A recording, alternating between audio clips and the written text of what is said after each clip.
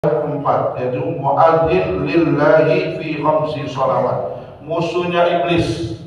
Makanya nih muadzin harus diperhatikan agar suaranya tidak berubah. Perhatikan dengan apa? Kasih vitamin. Iya, kalau lemes itu masuk angin, tiap hari masuk angin. Kasih vitamin, kasih ekstrasi. Udah dah, kasih vitamin D. Kalau C mah gampang.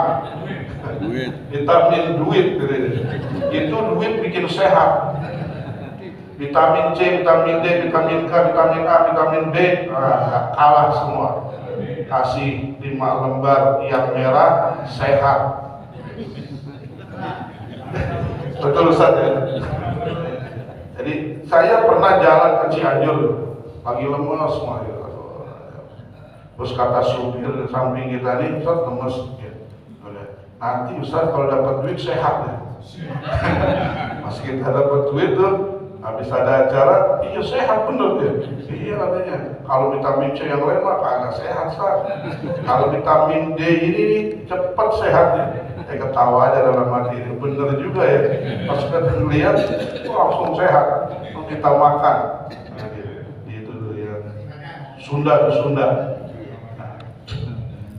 Vitamin D. Jadi mudah-mudahan muazin kita ini semua diberikan sehat walafiat. Karena dia memanggil kita terus setiap 5 waktu inti ibadah kepada Allah Subhanahu wa taala. Wal khamis wal muhibbul fuqara wal masakin wal yatama. Yang kelima, orang menjadi musuh iblis.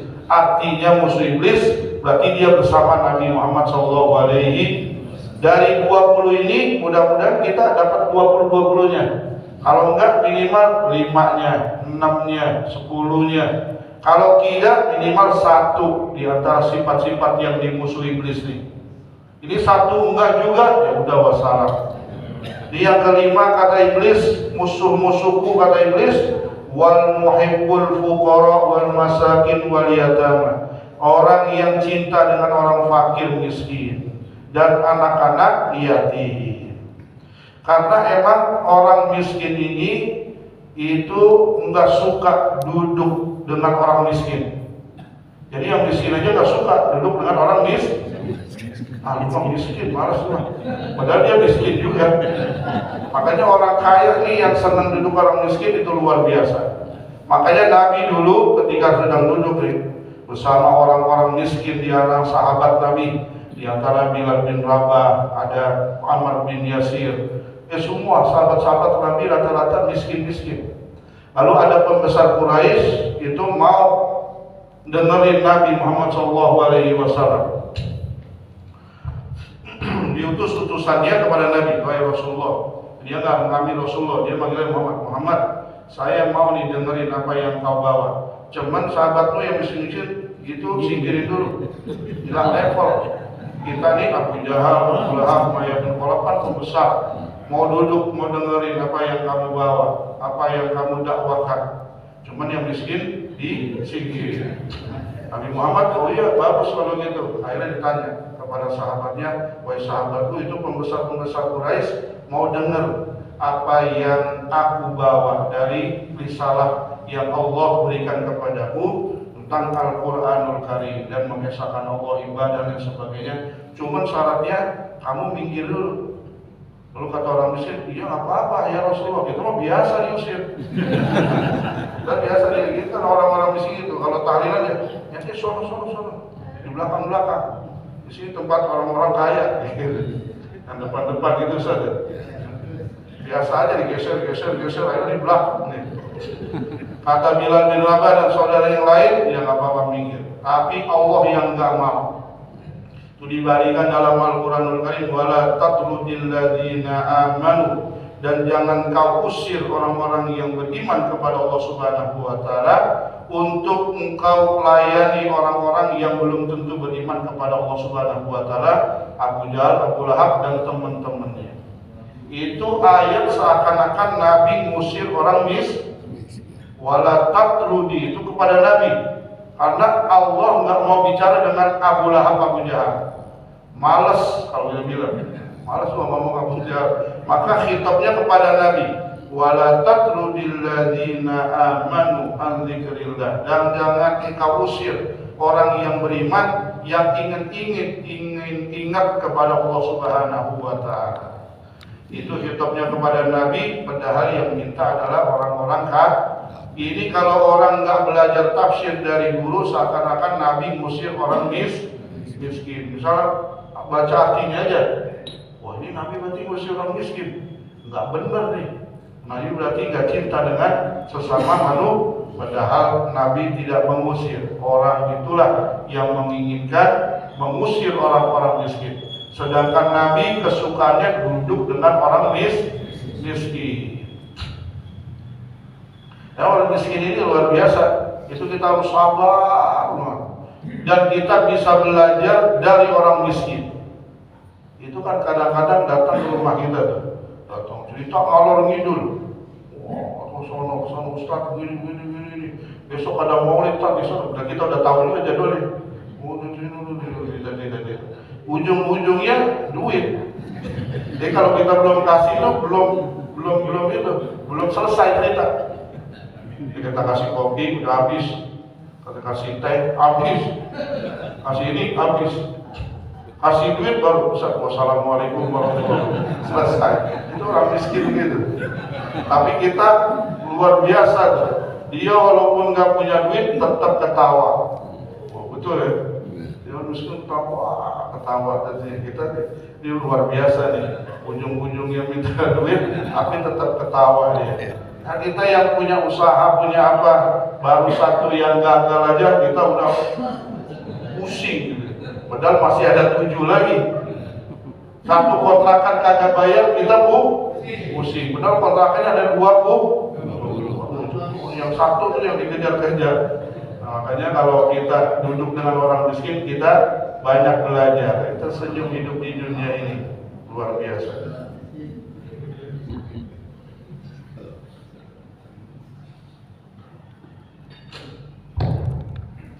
Itu luar biasa tuh, orang miskin lagi. Jadi ada orang jalan, ambil ilmu itu naik kapan? Jalan dari sono, dari rumahnya. Kuat juga jalan. Harapannya dapat jadi kita kasih minum dan sebagainya. Udah, itu dikasih sedikit aja, girangnya luar biasa. Girangnya luar biasa. Akhirnya dia pulang dapat apa harapan yang dia inginkan. Makanya kata Nabi Muhammad SAW, duduklah banyak berjalan dengan orang miskin. Wal yatama, ini termasuk musuhnya iblis. Qala Rasulullah SAW, al julusu ma'al fuqara minat tawadu wa huwa min afdalil jihad.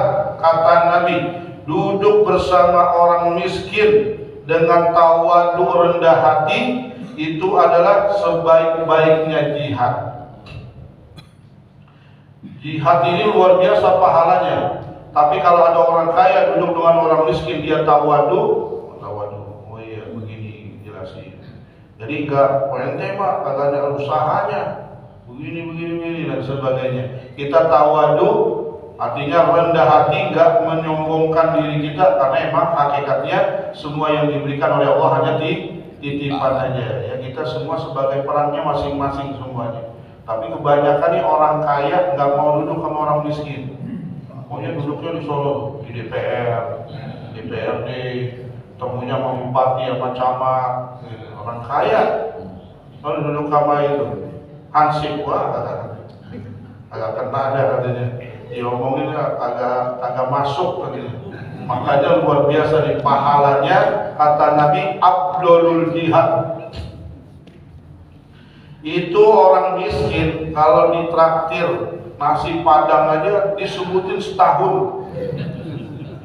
Tapi orang kaya ditraktir padang, nah ini kok biasa. Lebih dari ini banyak sering. Makanya luar biasa itu. Kita traktir aja orang miskin nasi warteg aja. Itu kita disebut selama setahun. Kamu Ustaz mau traktir kita, padahal warteg doang. Itu disebutin luar biasa. Ini Abdul Jihad. Makanya kalau jamaah yang punya harta banyak, kali-kali duduk sama orang miskin. Amin ya robbal. Gimana caranya? Ya undang aja, undang besok datang ke rumah, makan soto, kasih buah-buahan, kasih kopi, wah udah nikmat. Pakai jam berapa dia? Qala Rasulullah sallallahu alaihi wasallam, likulli syai'in miftahun wa miftahul jannah hubul masakin wal fuqara. Ini kata Nabi yang lainnya. Jadi kan ada miftahul jannah la ilaha illallah. Itu ada tuh nasi daria ya. Miftahul jannah la ilaha illallah. La ilaha illallah. Nah ini ada lagi miftahul jannah, kata Nabi Muhammad SAW, hubbul masakin wal fuqara. Itu mencintai orang miskin dan orang fakir. Makanya Nabi berdoa tuh di dalam hidupnya, Allahumma hina miskinan. Ya Allah, jadikanlah aku orang miskin.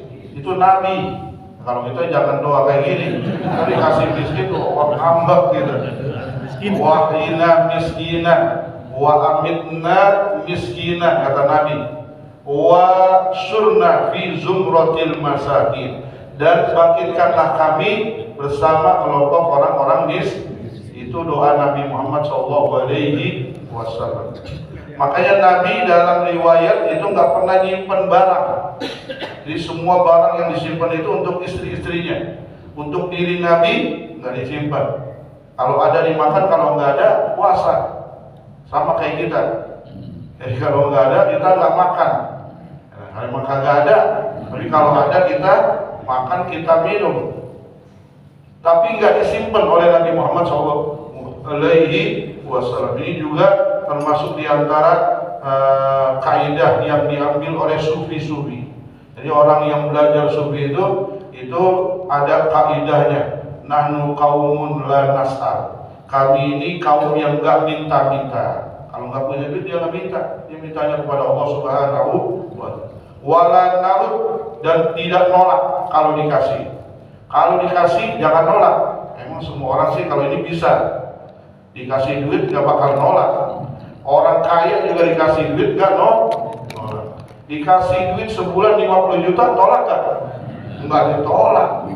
Dan orang kaya semua, anggota DPR berarti.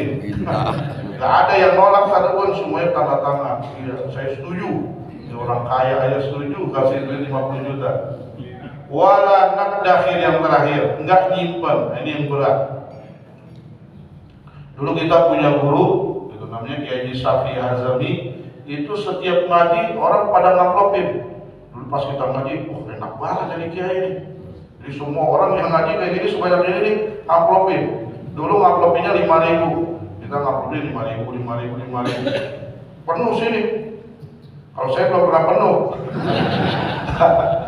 Terus kata teman kita, Ustaz ikutin terus tuh dia. Sampai pulang ke rumah, karena dia ngaji ini luar biasa. Sehari bisa 6-10 tempat. 6-10 tempat.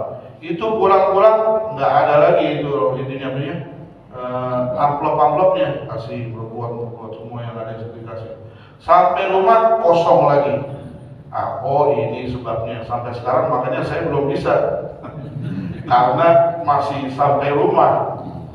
Itu juga yang diamalkan oleh Imam Syafi'i. Ketika Imam Syafi'i jalan dari Mekah, dari Madinah, dari Irak, itu ontak penuh dengan barang-barang, dengan duit-duit. Lalu dia pas mau pulang ke Mekah ke rumah ibunya, apa yang dibawa Imam Syafi'i? Itu banyak banget barang-barang hadiah dari guru-guru, dari orang kaya, daripada raja dan sebagainya. Oh iya, kalau dia bawa kemari 1 sen aja uang itu, jangan balik tuh Syafi'i. Udah mendingan pulang aja sono, nggak usah kembali lagi ke ibu. Akhirnya dia dirikan di luar kota Mekah, setiap ada musafir dikasih semua. Itu Imam Syafi'i. Ini termasuk diantaranya orang yang senang duduk dengan orang miskin dan fuqara. Yang terakhir hadirin sebelum ditutup, wazu qalbin rahim, dan orang yang hatinya itu lembut. Ai umuru ibadillahi la siyama ahlul ma'asi.